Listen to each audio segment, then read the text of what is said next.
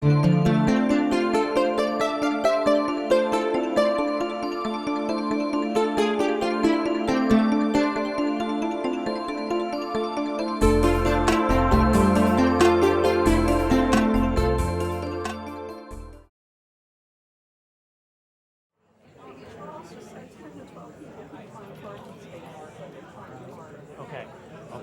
good. I was about to say, that'll take up the rest of that table. All right, good afternoon, everyone. If you can take your seats, we'll go ahead and get started.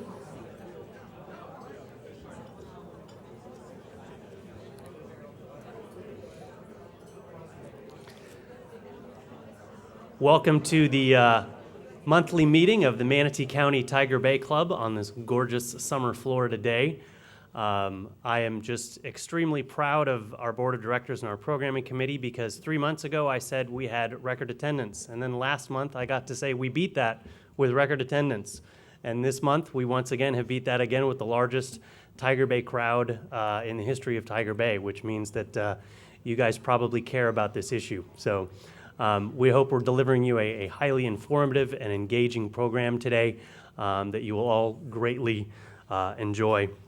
If you can, I'd really like to start off today by saying the Pledge of Allegiance, so if you will all join me.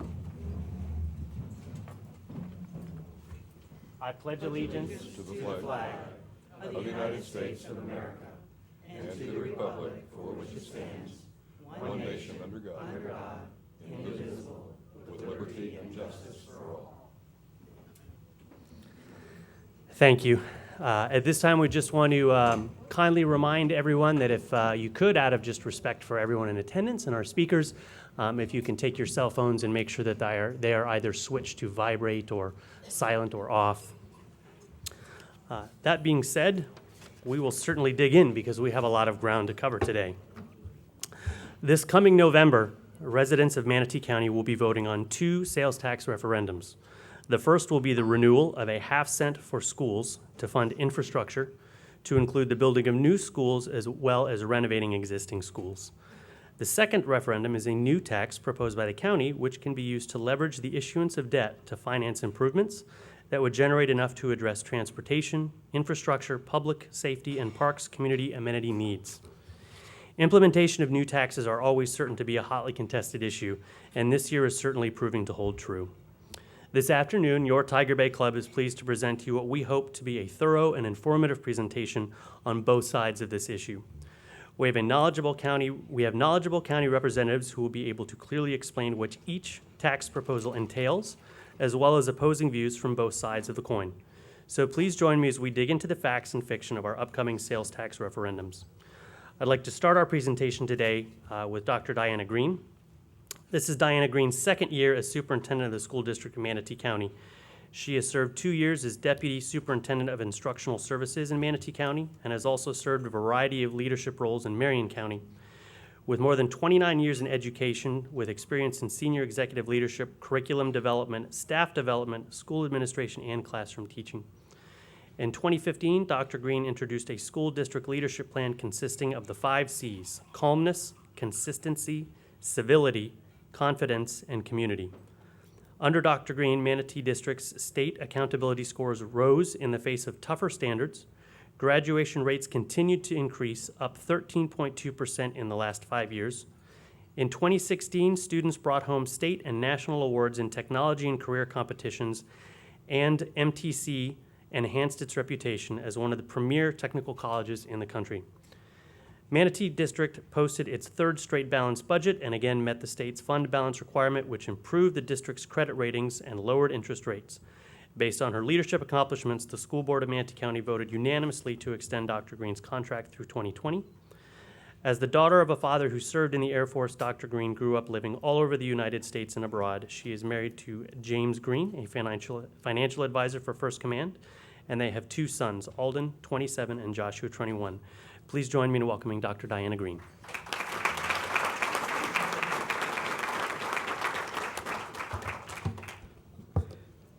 Good afternoon. The school district of Manatee County is on the right path right now. We know where we're going, and the renewal of the half penny keeps us on the right path. How do I know we're on the right path? look at our financial status. We've had 3 years of a balanced budget. We've restored the state-mandated fund balance. We ended the 15-16 school year with a $16 million fund balance. We have a high-performing audit committee comprised of citizens with a CPA or accounting background. Our academics are on the right path right now. As stated, our graduation rate is at 78%, 13% higher since 2011. Our test scores are steadily improving.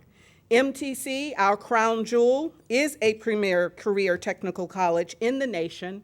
For 11 straight years, they have won more medals than any other technical college at Skills USA. We are on the right path right now.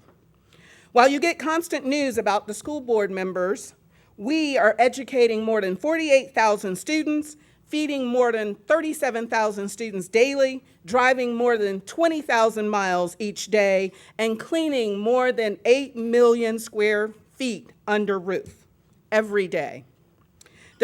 We are the primary attractor or detractor to real estate markets. We are the biggest influence on where families live and a huge difference maker in recruiting businesses to our community. So here are the facts about the half-cent sales tax. The school district of Manatee County is asking voters to extend the current half-penny sales tax, which will raise approximately $30 million a year. Voters approved this measure in 2002, and it will expire 2017 unless it is extended. This extension, again, is not a new tax.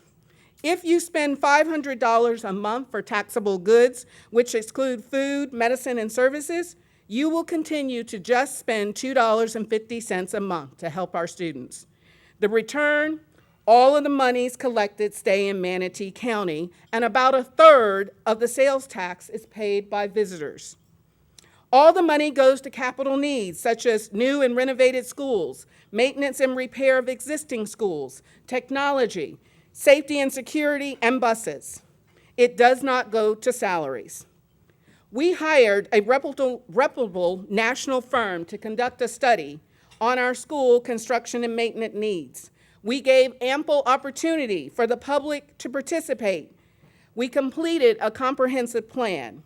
We have the audit committee that will be the oversight of implementation of the sales tax. We are on the right path right now. It's not just about accommodating growth for a new high school in Parrish. The funds will be used to upgrade and maintain existing schools and improve the learning environment. Everyone benefits from new buildings. They will benefit because we will renovate, remodel, rebuild, or repurpose old schools. It will relieve overcrowding at many schools. We will provide additional safety and security for staff and students with updated cameras and gates. We will enhance technology for 21st century learning for our students and internal efficiencies. We can attract and retain the best teachers and staff by modernizing facilities and keep up with the competition. We can acquire property at today's prices to accommodate future growth and replacement projects. We will improve our neighborhoods and price by enhancing our local schools. We will elevate real estate values. We will attract businesses. We will grow our economic development and provide a ready workforce for employers. We are asking you to help us keep our momentum on this path. Let the facts speak for themselves. Buildings benefit everyone. This is not a new tax. It is an extension of a tax that we are already paying. We are on the right path, and we need your support right now. Thank you.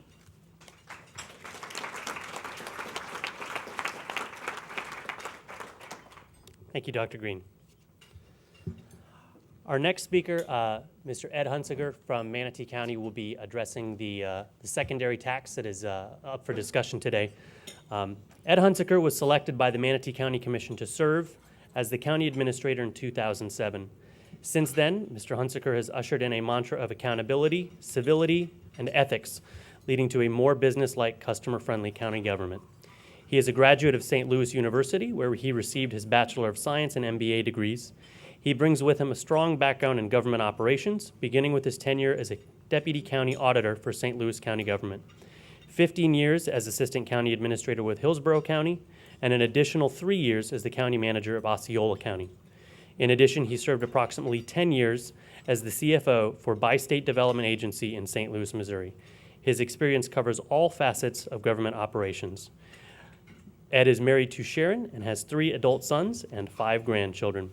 Please welcome Mr. Ed Hunzeker from Manatee County Government.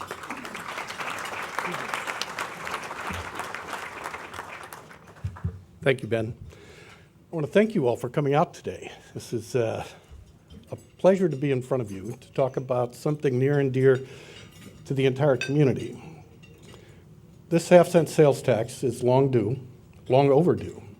We have, in this county government, withstood quite a recession. During that recession, we took out 25% of the government. We took out 18% of the workforce. We have today, in the property tax arena, bringing in 18% less revenue than we did in 2007. And yet, over 50,000 new people have moved into this community. The challenge we have is how do we take care of those things that we've already built? For over 20 years, we've had impact fees in this county government, and they pay for a lot of new infrastructure. We've built roads, we've built parks, we have public safety issues we've funded. And when those things wear out, how do we maintain them? This is a question of what do you want the community to look like 30 years from now? What do we want it to look like 30 years from now? And for a lot of us, we may not be here 30 years from now. The people that are here, your children, your children's children, what do we want to leave them? We've built a lot of parks, and in those parks we have a lot of playground equipment. When it gets old and worn out, it becomes a safety hazard. How do we repair that?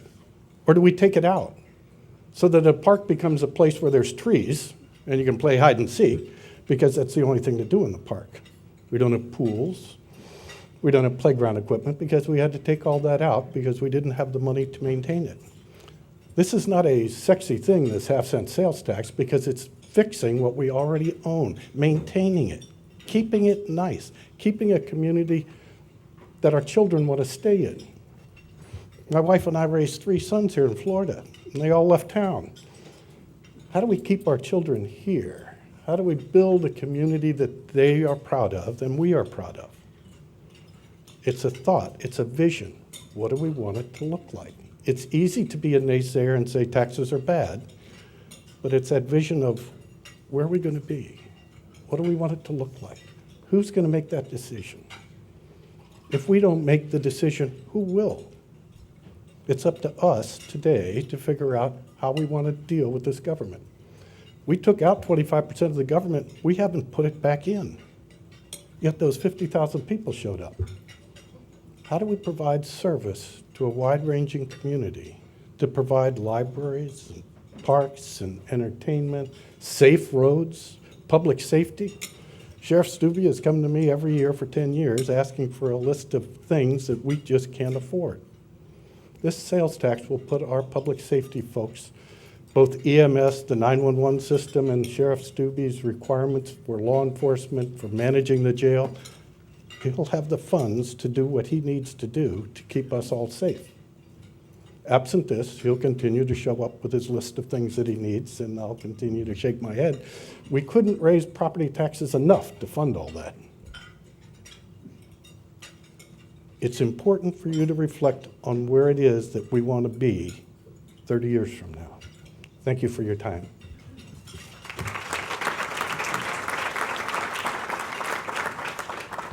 Thank you, Mr. Hunzeker. Our third speaker today is Mr. Mac Carraway of Carraway Consulting. Mac is the president of Carraway Consulting Group, a financial and agribusiness consulting firm he started in June of 2014.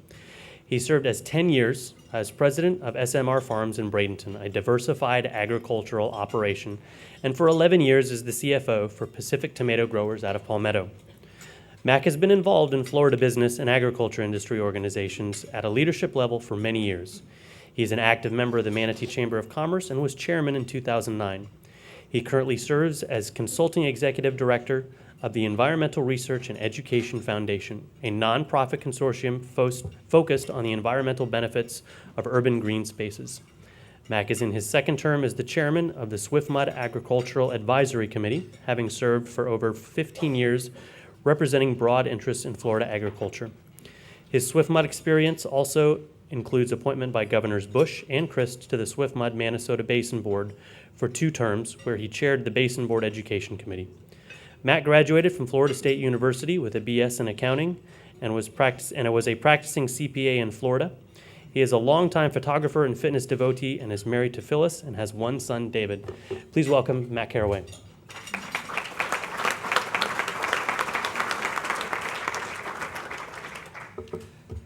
Good afternoon. It's good to be with you here today. I'm here representing Forward Manatee, which is the PAC that's representing both initiatives on this November's ballot. My comments today are going to come largely from my experience on the Manatee County Citizens Financial Structure Advisory Board, or I'll refer to it as the committee to avoid any confusion with the Board of County Commissioners or the school board. And let me also convey John Horn's regrets for not being here. John had some very critical and unavoidable business he had to attend to. I had a chance to meet with John yesterday morning, and he's shared with me some of the points that he would like to convey today, and I'll do my best to do that. And it certainly isn't strange to me to be involved in school board issues. I have some history going back to the original Manatee County Schools Foundation, the Manatee Education Alliance, and my heart is certainly with the students in Manatee County. My goal today is to earn your support for Forward Manatee and the county and schools sales tax referenda that will appear on that ballot. Part of the goal is to give you an overview of what the committee did and its recommendations. And you may recall that that committee was formed in October of 2015, conducted totally in the sunshine. We met 9 times over 4+ months. And you can see our report at mymanatee.org. And I would also encourage you to look at mymanatee.org/half-cent. There's a wealth of information there it has the complete report with all the attachments. It's got an interactive map of the specific projects that have been identified and connections to other aspects of this initiative. You know, looking back at some of the history on past community initiatives, there was sometimes a lack of upfront citizen input. So I'd like to credit the Board of County Commissioners for taking a citizen-driven approach to this important subject. If you look at the committee's report, you can see that we had a very diverse 13-person roster, some really excellent people who I was proud to work with, and it included quite a few fiscal conservatives like myself who came in with some pretty healthy skepticism and who were certainly prepared to say there was no problem and that no revenue was needed. With that said, we took our job very seriously and approached it with the following mindset, which was to focus on broad community benefits and the quality of life for all the citizens of Manatee County, to ensure fairness and transparency in all of the actions of the committee, to entertain absolutely no predetermined outcome, to ensure no adverse impacts on Manatee County's competitiveness relative to our neighbors and to other similarly situated counties in Florida, that any new revenue should qualify as a broad-based investment and not be a burden on citizens and businesses, and that any new revenues be spent wisely and prudently using sound business, financial, and procurement practices to avoid waste and duplication. Over the course of our meeting, we dove probably a lot deeper than we wanted to into the county's budget process. It's very difficult, it's very complex, and it's really almost continuous in nature. It is, I can tell you, a rigorous budget process that requires every single dollar to earn its way into the budget based on meeting minimum reasonable level of service requirements. And there's a high level of competition, as Ed related to, every dollar just to meet these basic citizen needs. We had the terrific opportunity to meet with most of and hear the reports from the county's department heads as well as Sheriff Stubbe. And we're really very impressed with their business-like approach and their ability to do more with less. We learned about the county's excellent third-party bond rating. Its reserves and its house are in order. Manatee County, in the eyes of investors, is a good place to be. With that said, what quickly became crystal clear was that there exists a significant and growing backlog of aging, existing infrastructure These are needs related to roads and traffic, public safety, law enforcement, and community amenities. For example, more than half the roads in Manatee County require some substantive work. Apart from obvious surfacing and congestion, we're talking about sidewalks and lighting, things that we need for basic public safety. Public safety and law enforcement needs related to personnel, to records, fleet, and jail management continue to go unmet. Core community and family-driven amenities like parks, trails, and libraries fall short, particularly compared to our immediately neighboring counties. So here was the heart of our takeaway that simply stated these are things that dominated the committee's thinking.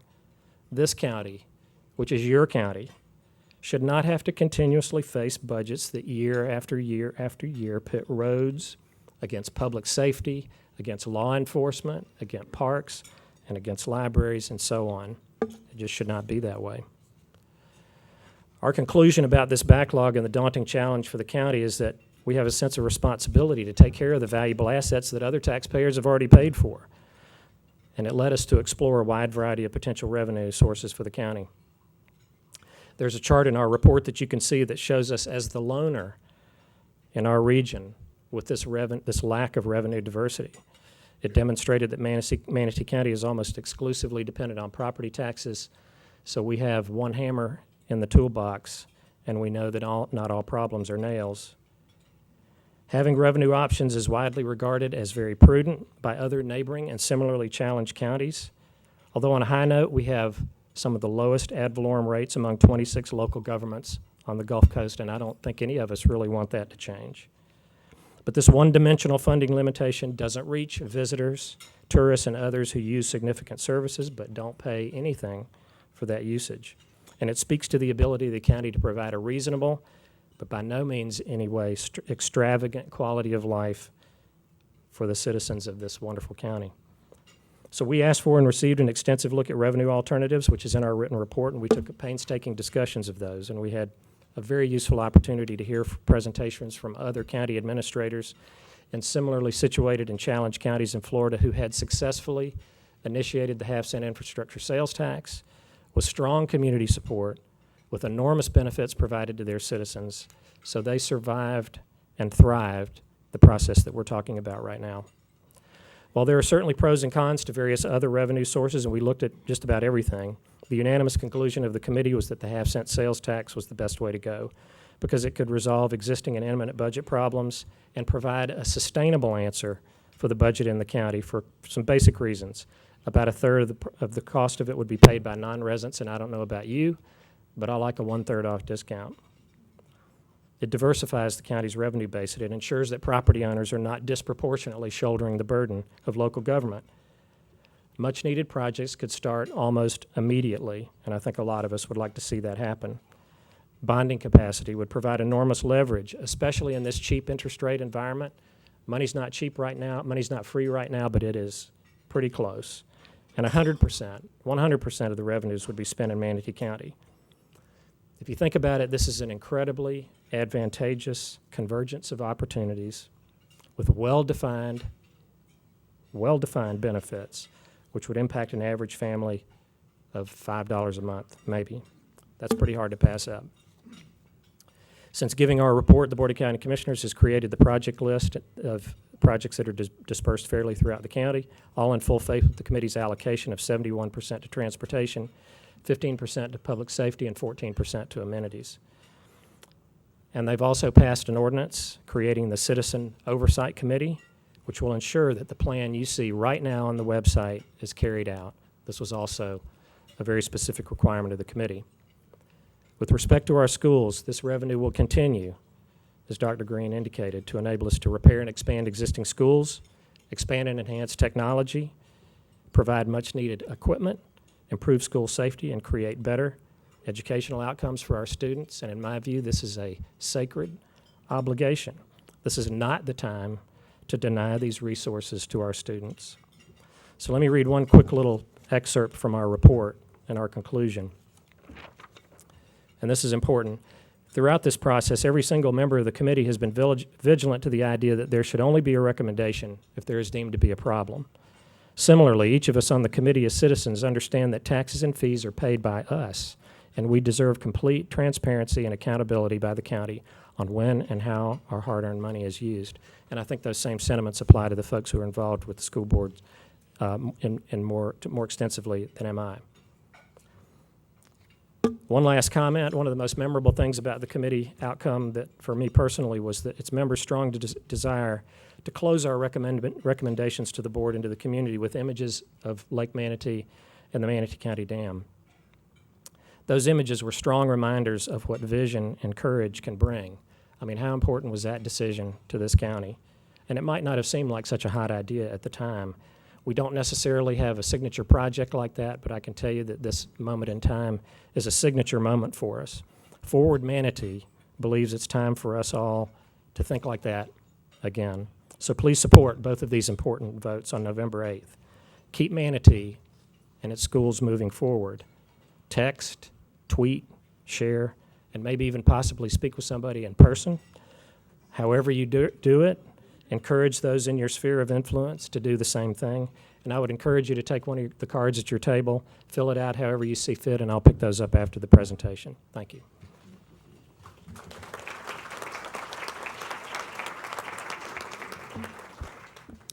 Thank you, Mac. Our fourth and final speaker today will be Douglas Eager. Doug graduated from Tecumseh High School in New Carlisle, Ohio, and received an associate degree in systems engineering from Wright State University in Dayton, Ohio. Doug and his wife and family moved to Bradenton in 1986 from Evergreen County.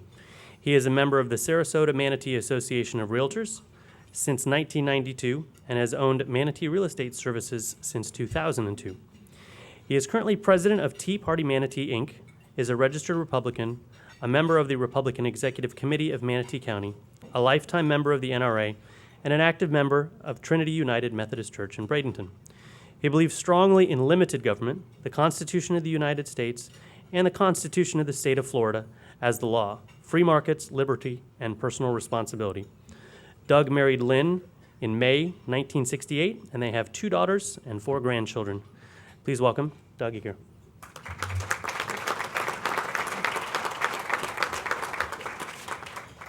Thank you very much. Well, I want to thank you for inviting me here to be the only speaker in opposition to these taxes. I want to thanks to my friend Matt White. Where is Matt? Thank you very much. Providing me as a sacrificial lamb, and I will do my best to fulfill that role.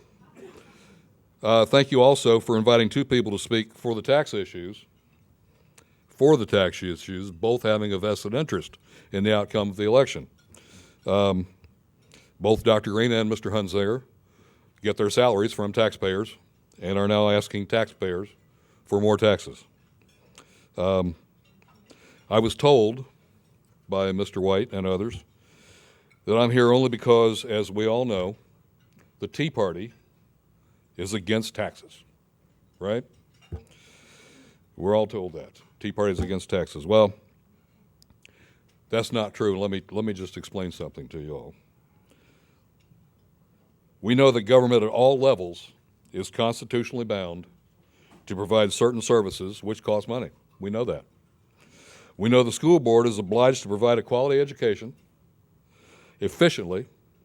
It's also quality and healthy food service and safe transportation for its students. We know that.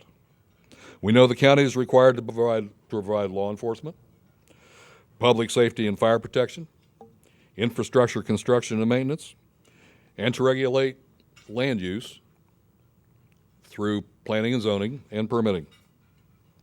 All these services require employees, require facilities, require equipment, all of which cost money.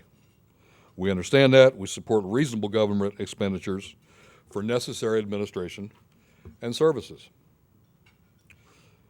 We are against, however, overtaxation, waste, fraud, and favorable treatment for special interests. We are for accountability. We demand accountability, and that is something that we're not seeing in any of the reports here and any of the tax proposals. Back when the school board originally proposed the half-cent sales tax, certain promises were made, and we see that some of them were not kept. We were assured that the tax revenue would allow them to continue funding on a pay-as-you-go basis. Also, that there would be no added debt. We were told the projected needs for new schools, especially in the Northeast County area. We are now, in 2016, still don't have new schools in the Northeast County area. Even though they've been budgeted, land has been purchased and set aside, we still don't have any new schools. We are in deep debt, and the debt service is killing the budgets and is requiring money to be expended that we normally wouldn't have to if we were still on the pay-as-you-go basis. Again, no, there's no accountability. Back in 2007, 2008, county revenue, county property values were at an all-time high, averaged well over $230,000 per unit. Now, and of course then tax revenues were well up also. Now in 2016, tax revenues are down, we understand that. Property values are down. But in the meantime, what happened to all the money that was collected back in 2007, 2008? What happened to it? We're told that there is a $700 million budget surplus, or a investment fund in the county. That investment fund ranges anywhere from $600 million to $800 million, depending on when it's counted. There's no reason for that investment fund, in my opinion, in our opinion, to be that high. The investment fund could be used partially to replenish the corpus that has been depleted, the corpus being the fund that was set aside during the purchase because of the purchase of Manatee Memorial Hospital. And it was set aside to provide funding for indigent health care in Manatee County. This has been depleted to almost nothing. I think if it hasn't run out, it's close to being run out.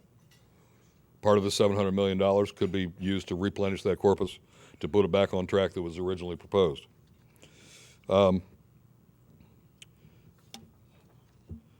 Again, we're asking for accountability.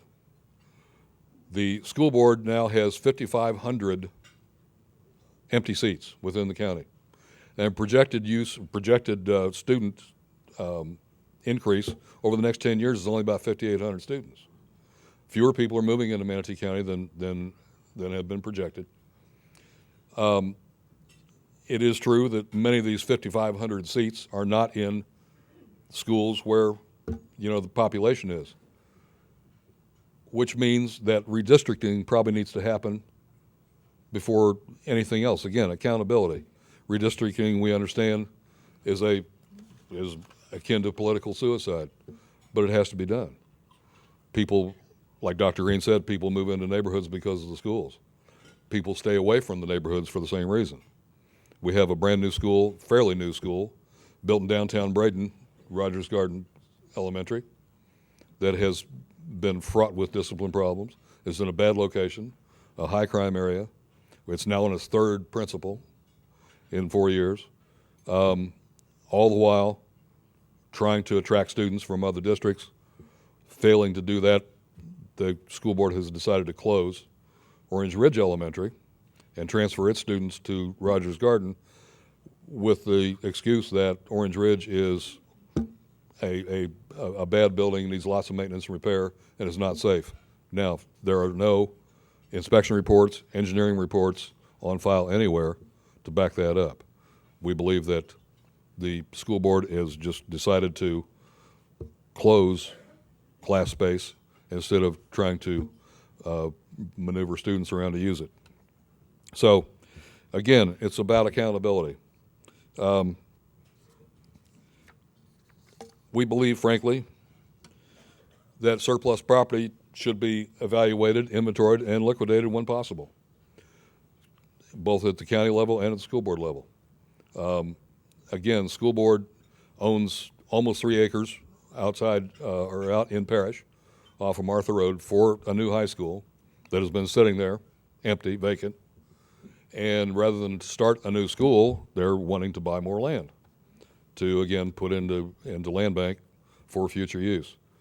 School board owns plenty of land that they're not using The old IMG facility is sitting there vacant, can be sold. The county has the same situation. Lots of surplus land that is not being used that could be sold to reduce the need for new taxes and new funding. Again, accountability. We're asking, Tea Party Manatee, we meet every week. We have had many people from, many candidates for school board, many incumbents for school board and county commission come and speak to us. And we believe that many of them feel as we do about overtaxation, lack of accountability, both incumbents and candidates.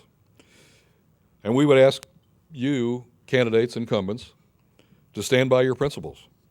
Vote your position and not your perception. We're looking for leadership, whether it be in the school board or in the Board of County Commissioners. We're looking for leadership. We're looking for people who understand the issues and are not afraid to say no without accountability first. And so we don't believe, frankly, that case has been made for either tax, and we recommend a no vote on both. And with that, I'll thank you very much.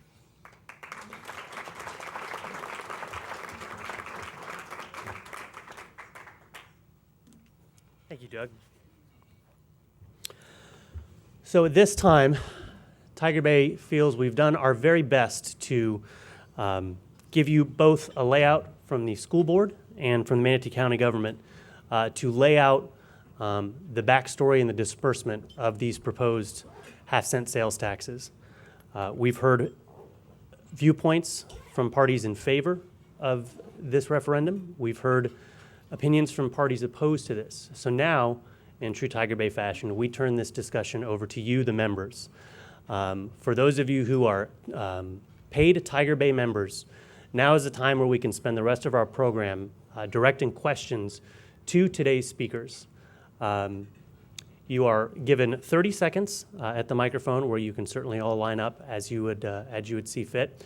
You can take those questions and address them to either one speaker or multiple speakers. If you'd like both people to address it, just please clearly state who your question is directed towards. We ask, out of just respect for everyone here and time's sake, that you, number one, keep your question down to 30 seconds or less. Two, that we make sure it is a question and not a statement or a soapbox moment for everyone. Nobody wants to be the guy that everybody in the room rolls their eyes at, right? That being said, we welcome questions for our speakers today, and you may take the podium and we'll wait to see.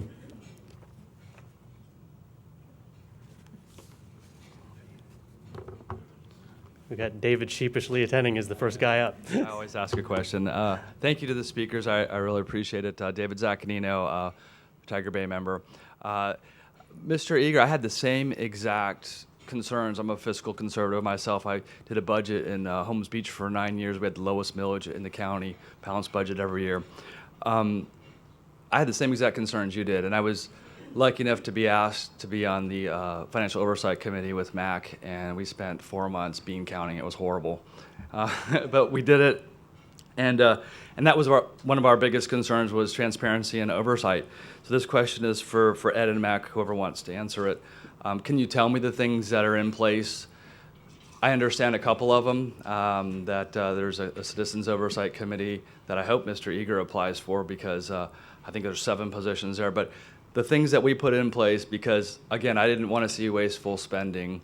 I didn't want to see it going to the other things. I know the history of the school board back in the day, and those kept coming up in the discussion. So that's my question for Mac or Ed. Thank you. Mac first and then Ed.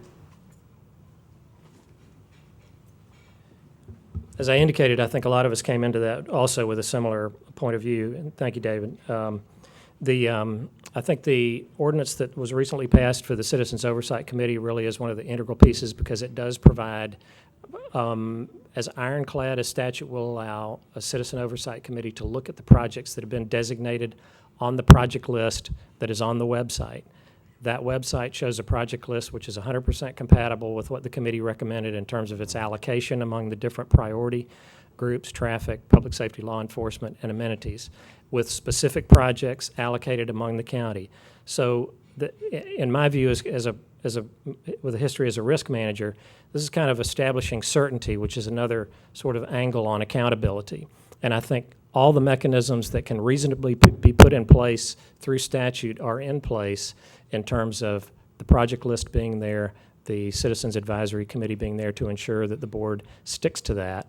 And those were very satisfactory to the committee.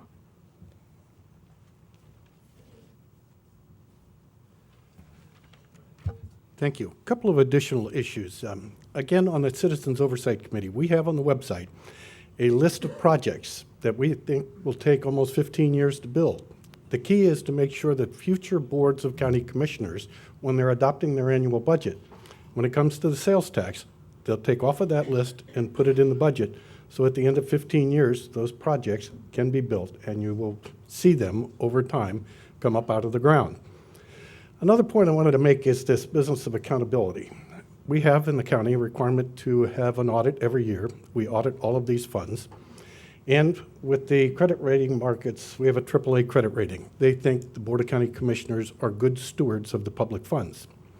Now, as to take this amount of money that was indicated that we have a $600 million plus investment pool, it's interesting. We in the government have a budget. It should be called budgets, because there's over 150 different funds that each has to be balanced separately.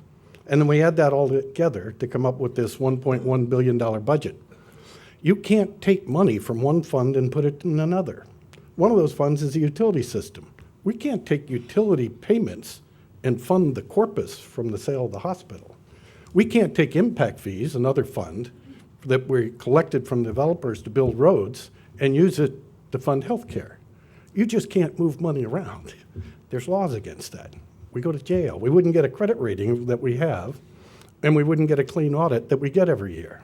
So the thought that you can move the sum of $600 million, which is the reserves in all 150 funds, to think you could move that around, well, that's just not possible. So surplus property, we have a lot of surplus property. People don't pay their property taxes. They eventually escheat back to the county government. Some of those pieces of property are no bigger than this podium here. We could sell it, but who wants to buy it? It just comes back to us in bits and pieces, and we've got it up and running on our website, or soon have it up on our website, all of those pieces of property that people can come in and bid on. Some pieces of property are pretty good size, and we're waiting for the community to come buy them from us, because we have to go out and mow those lawns. If there's a structure on it, we have to take care of it, make sure it's safe and nobody gets hurt. We'd love to get rid of it. Feel free to go to our website and make a bid on any of those. We'll sell it cheap. We'd like to get rid of them. Thank you.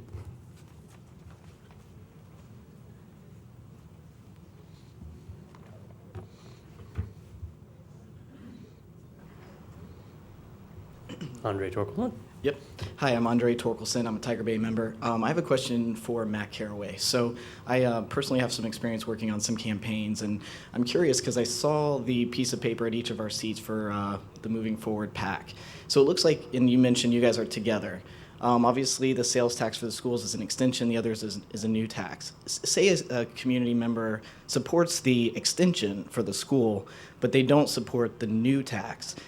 Are they getting a yard sign for both? Are you tying them together in that way? Because it kind of seems like maybe this is something where, they could go down together. Can you tell us a little bit about that strategy? Sure, I'll do my best. The PAC was formed to support both because, in many ways, the sort of the outcomes represent the same kind of approach toward establishing benefits for the citizens of the county, distinctly in the school board situation and with respect to county operations. The voter dynamics and those kinds of things are a little above my pay grade, but it felt more efficient for us to approach the sort of informational part and the advocacy part of both of these as a single organization. Within those efforts, as you'll see rolling out over the next couple of months, that there is a distinction between the two, and voters certainly have the opportunity to choose one over the other. But we want to emphasize the sort of synergy between those two, and we think that outcome is really one that represents kind of the best possible outcome for the county as it relates to those taken together. So I agree with you, they are different. There was some discussion about whether to treat them separately, but we felt there were more things in common than things different in approaching it that way. If we get a yard sign in our yard, it's basically covering both taxes, correct? You're It basically is. saying I support both. Okay, thank you. The sign itself won't differentiate that. So there wouldn't be any way for someone to know that if you had a yard sign that you were making that distinction. Right. Thank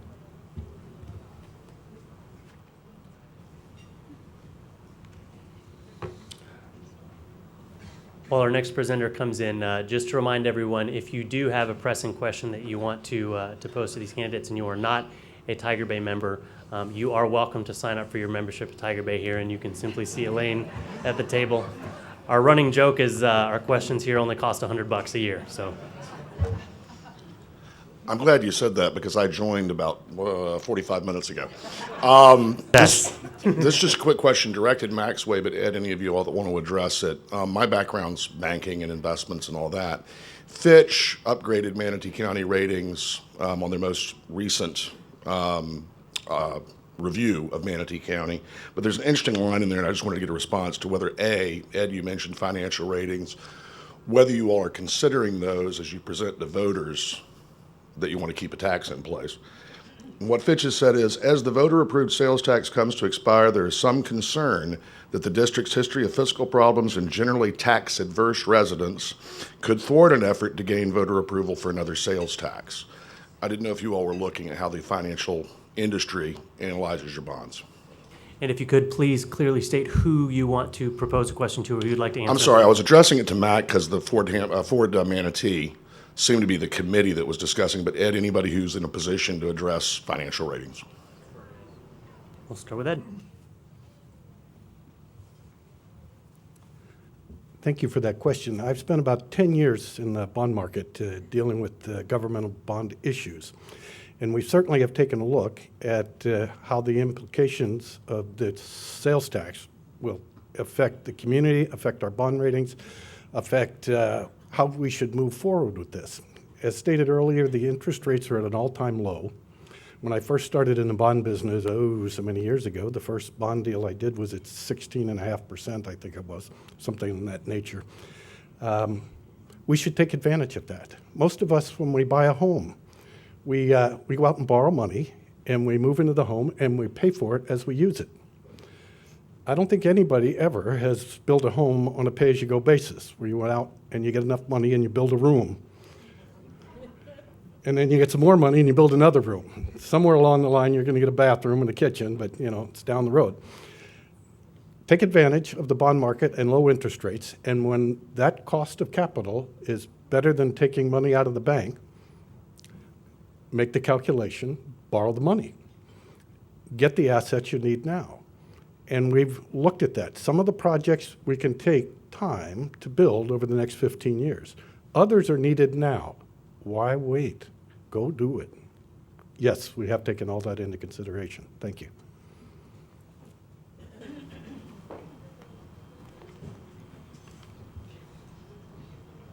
Commissioner Benak.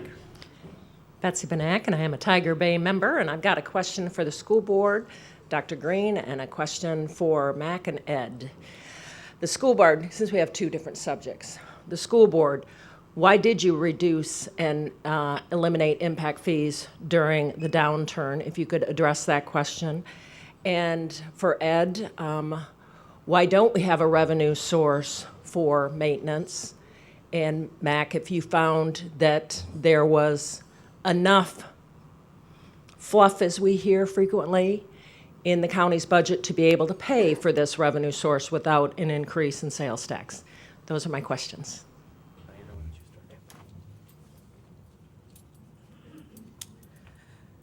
The moratorium was back in 2009, so I was not here when the board made the decision, but it's most likely related to we were going through a major recession in this country, and in addition, the school district had growth had just stopped, As a matter of fact, the year of 2009 or the year right after, we actually lost students, over 300 students in reduction in enrollment. And as you know, impact fees can only be used for growth, and that would be the purpose of why that board put a moratorium on impact fees.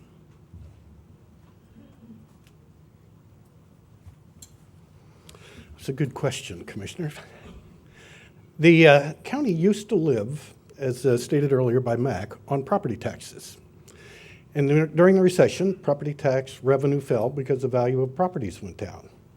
And at the same time the property values were declining because of the market, we celebrated the fact that Save Our Homes, three things happened to property tax revenue.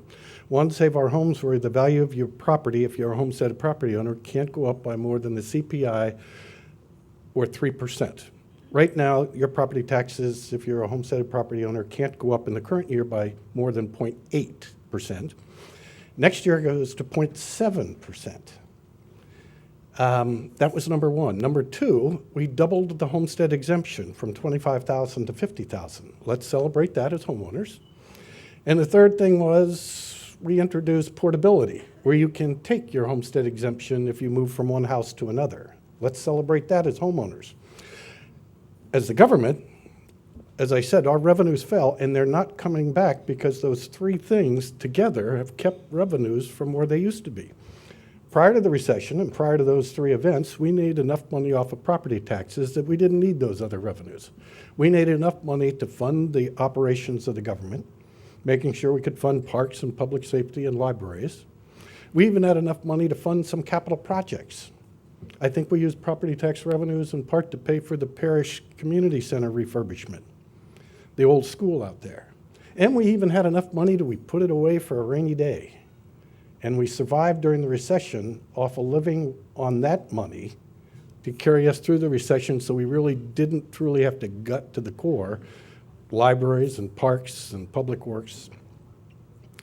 But those revenues aren't coming back. We can't fund the operating budgets without those challenges that Mac talked about earlier. We can't fund capital projects any longer, the maintenance of the assets we've already built. And we can't put money away for the next recession, and there will be another recession someday. Like clockwork, they come around. So that's why we need to diversify our portfolio and do something other than the reliance on property tax revenue that is just not coming back. Remember, it's lower than it was in 2007, and there's still over 50,000 new people moved in. It's time to think it through. Thanks.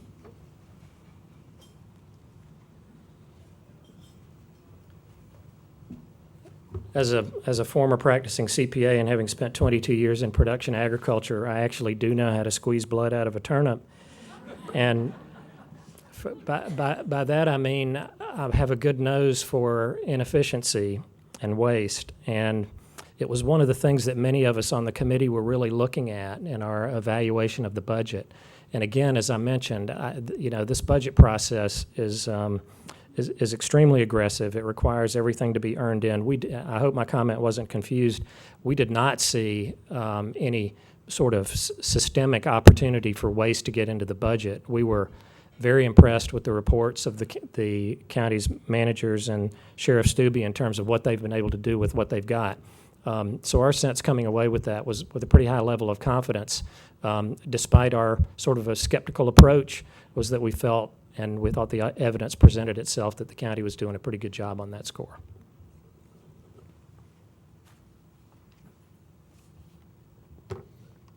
Jackie Dzelski.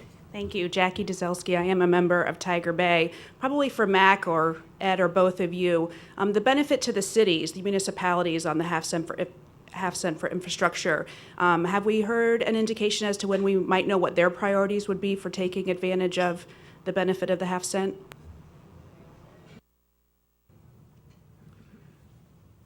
In the half-cent sales tax, and that's a good question, there's a formula in the state statutes of how the money gets distributed between the county and the cities. And it's based on population, and we have been in touch with Mayor Shirley Bryant and Wayne and the mayors out on the island about how this is going to impact them, how much they can anticipate in revenue. Roughly in the current year, there'd be $30 million come in. $5 million of that would go to the cities, $25 million to the county. And they are putting their lists of projects together. They will comply with the language in the ordinance. And if you go to the county's website, you'll see the 75 words that we're required to provide to the supervisor of elections. And all of their projects will fit within the definition. I think in short order, you'll see the list of projects that each city is going to put forward as to what they would do with the proceeds. You can't hire people with the proceeds. This is all about capital. It's an infrastructure sales surtax. It's not for any operating costs, no salaries. It's all about taking care of those things that we've already built. Thank you.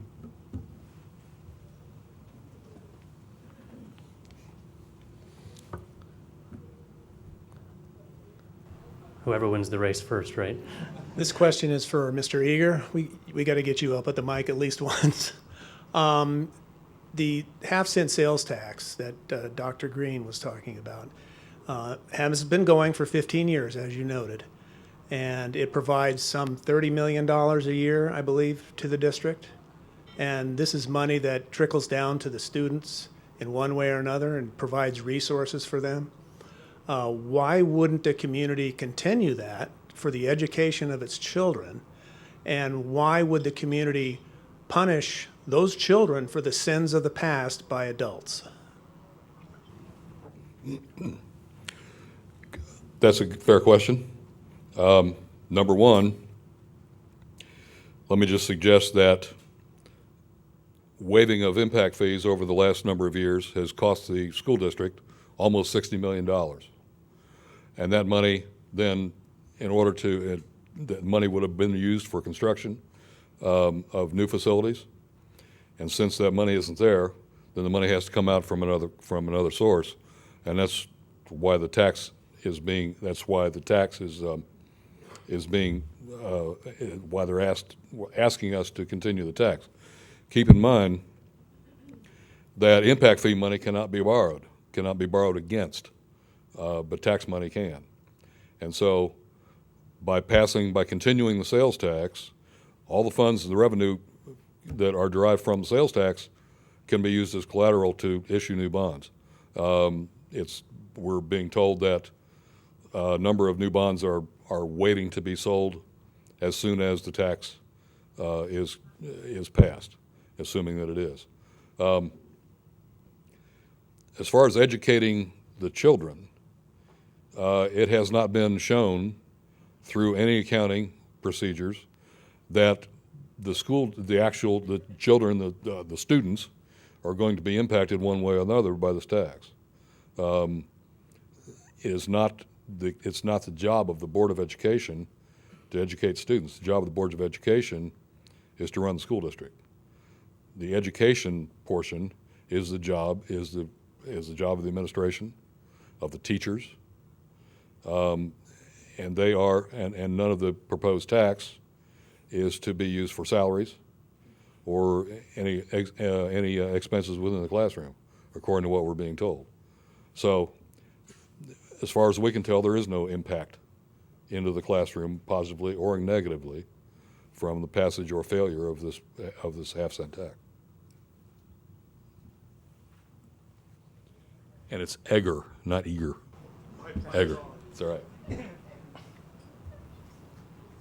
Mr. Hamrick? I'm Mike Hamrick. I'm a Tiger Bay member. I'd just like some clarification on the Citizens Advisory Committee. What is the legal authority of the Citizens Advisory Committee versus the freedom of the county commissioners to totally ignore the Citizens Advisory Committee? And who would you like that directed to? Answer the question.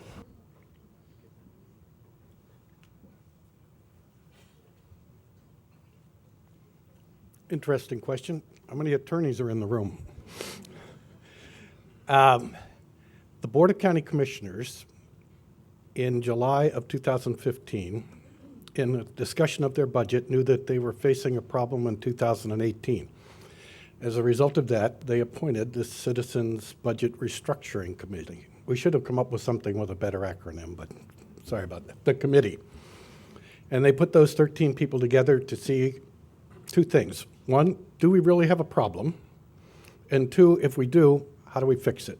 And they rendered that report in April that, A, they unanimously agreed there's a problem, and two, they unanimously agreed with the solution. That's unanimous. 13 people from various walks of life from across this county came together. The Board of County Commissioners could have said thank you and sent them away and did nothing.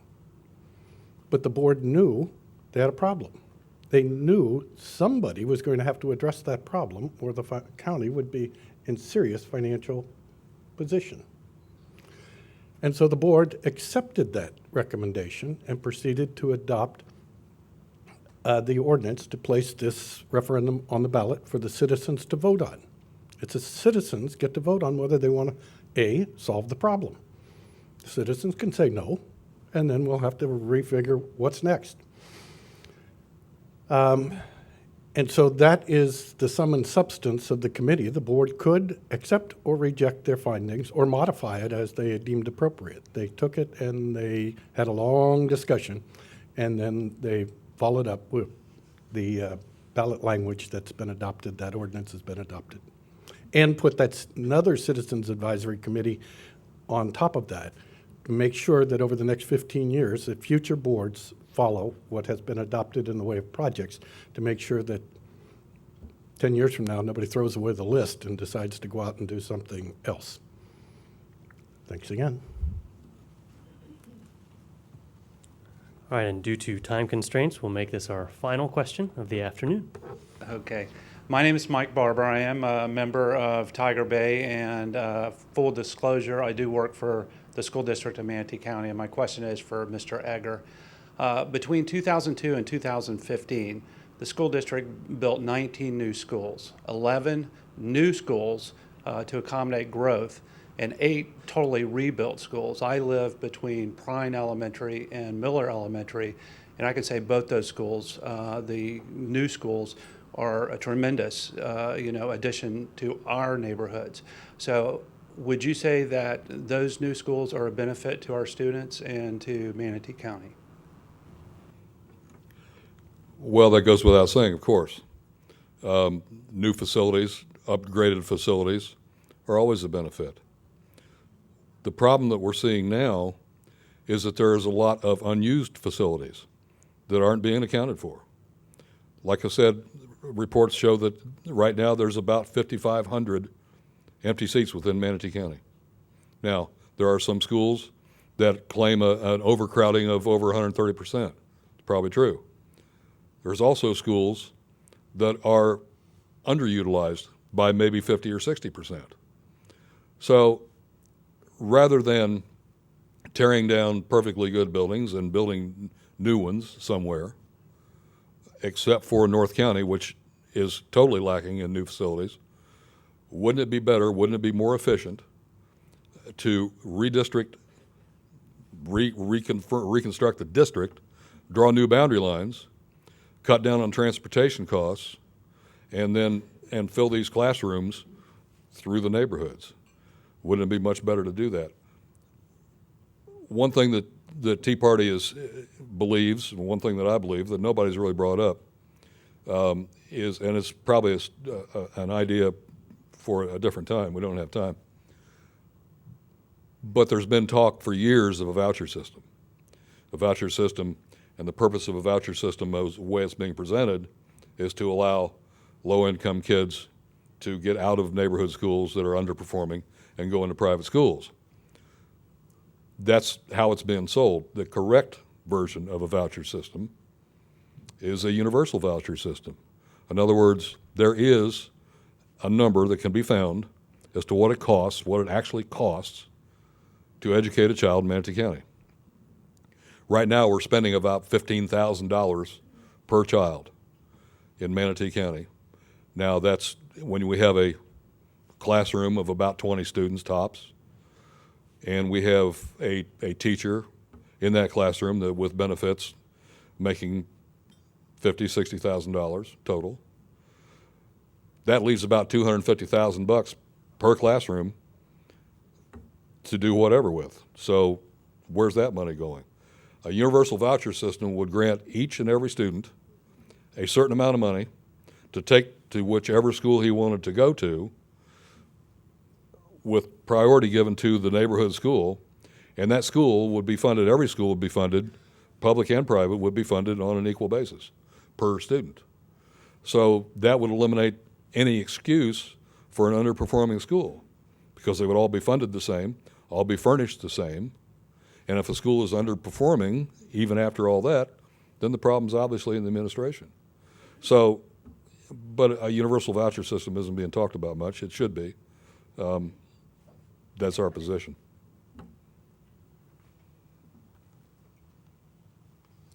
Thank you. We'll wrap up today's portion of the event by handing out our monthly Tiger by the Tail Award.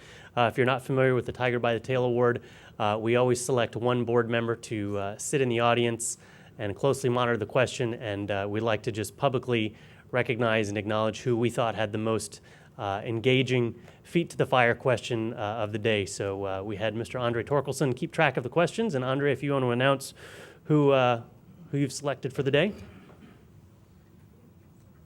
to win this fearsome pin that we hand out every month.